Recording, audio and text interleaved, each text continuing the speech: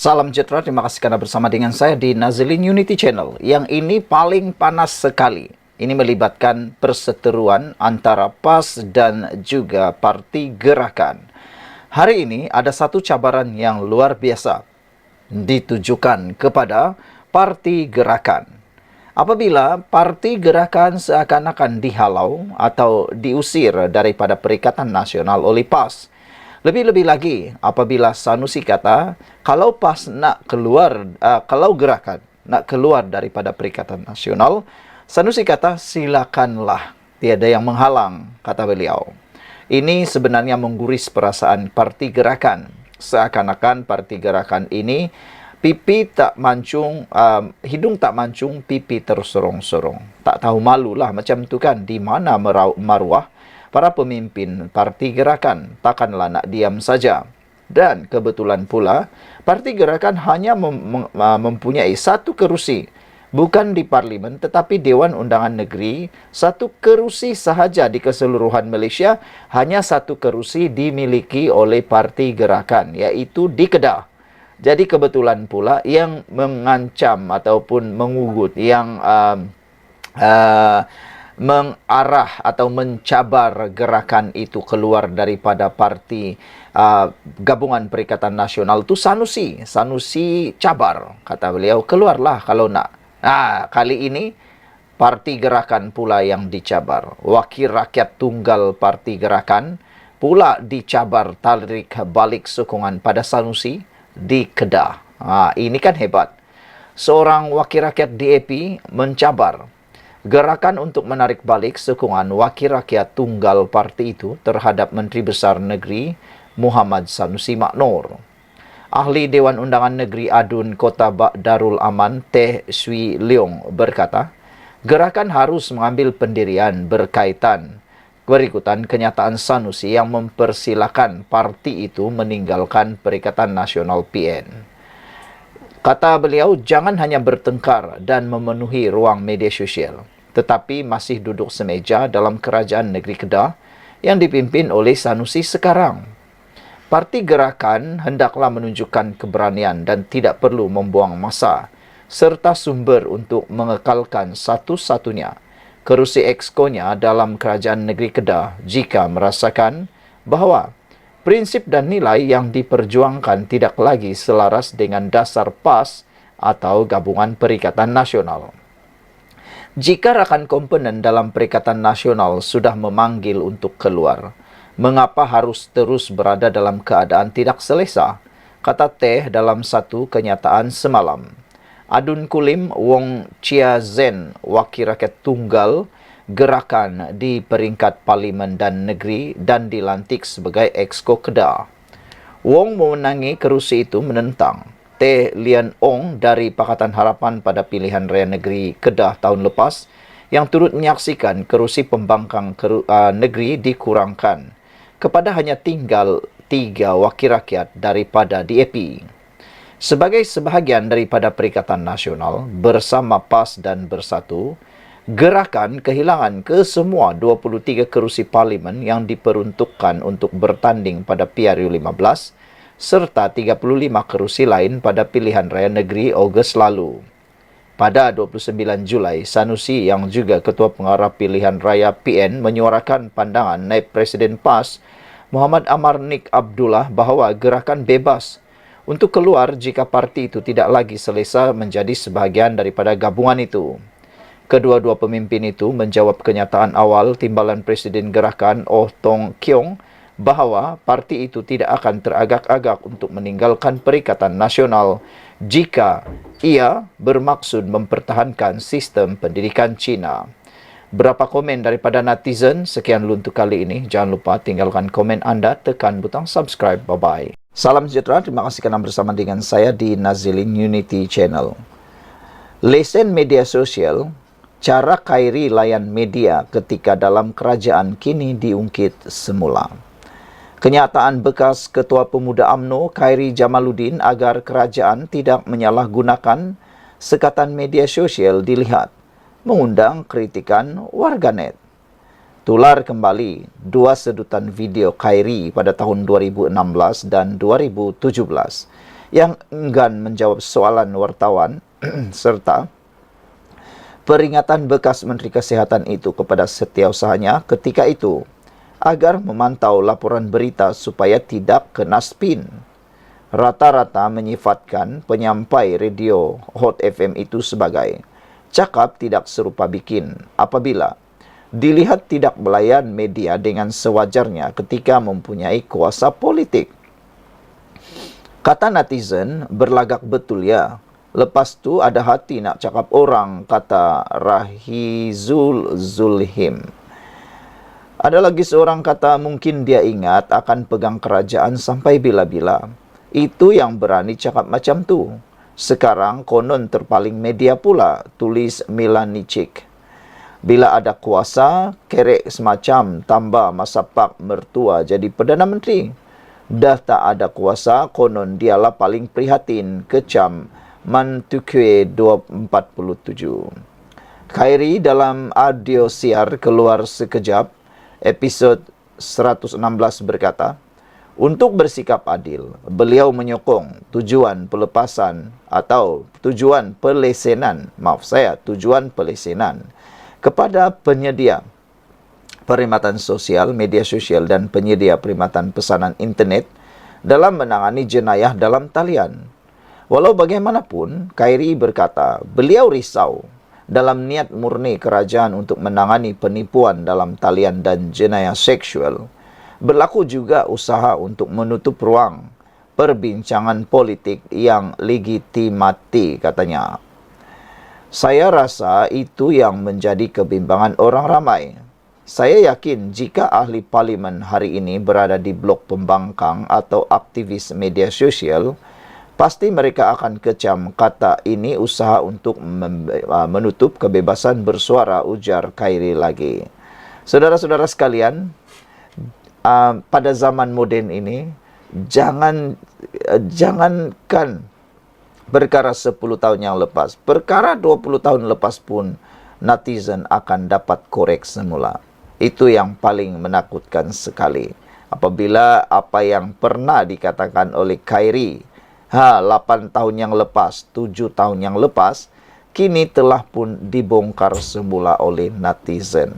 Jadi apa yang Khairi cakap, dia pula yang kena. Sekian dulu untuk kali ini. Jangan lupa tinggalkan komen Anda, tekan butang subscribe. Bye-bye. Salam sejahtera, terima kasih kerana bersama dengan saya di Nazilin Unity Channel. Kita ucapkan tahniah syabas kepada Kerajaan Malaysia, pimpinan Anwar Ibrahim, kerana hari ini diumumkan satu berita ekonomi paling luar biasa berlaku di dunia yang berpunca ataupun berlaku di Malaysia, sehingga negara Malaysia kini di label sebagai negara luar biasa yang ada di dunia. Selain daripada itu, media-media massa di luar negara juga kini mula mengkaji bagaimana Malaysia dapat mengharungi keadaan ekonomi pasca pandemik ini yang mana sukar dilalui oleh negara-negara lain, tetapi negara Malaysia melaluinya dengan begitu gah dan berjaya sehingga dianggap peningkatan ekonomi luar biasa berlaku. Itu semua kerana kejituan kepimpinan Anwar Ibrahim, juga kelangsungan ataupun perkembangan ekonomi disebabkan oleh adanya pemerintahan negara yang hebat dipimpin oleh Anwar Ibrahim, dipimpin oleh kerajaan perpaduan madani yang ada sekarang. Nampaknya negara kita sebenarnya berjaya dipimpin melalui kerajaan perpaduan ini. Kita berdoa supaya kerajaan perpaduan ini tetap kekal dan akan memerintah Malaysia selama beberapa penggal lagi. Hari ini diumumkan ringgit kini mencapai 4 ringgit 40 sen untuk 1 dolar Amerika Syarikat hari ini kemarin. Ringgit terus merekodkan pengukuhan untuk mencapai paras 4 ringgit 49 sen berbanding dolar Amerika Syarikat hari ini menurut laman web Bank Negara Malaysia BNM. Wow, ini luar biasa, hebat dan syabas. Mata wang negara meneruskan kenaikan selama 10 hari berikutan. Pelabur menjangkakan kemungkinan penurunan kadar faedah oleh Rizab Persekutuan FED pada September. Menurut Ketua Ahli Ekonomi Bank Muamalat Malaysia Berhad, Dr. Muhammad Afzanizam Abdul Rashid, faktor utama pengukuhan ringgit adalah situasi terkini di Amerika Syarikat yang mana jangkaan pemotongan kadar di sana semakin tinggi dan beroleh momentum.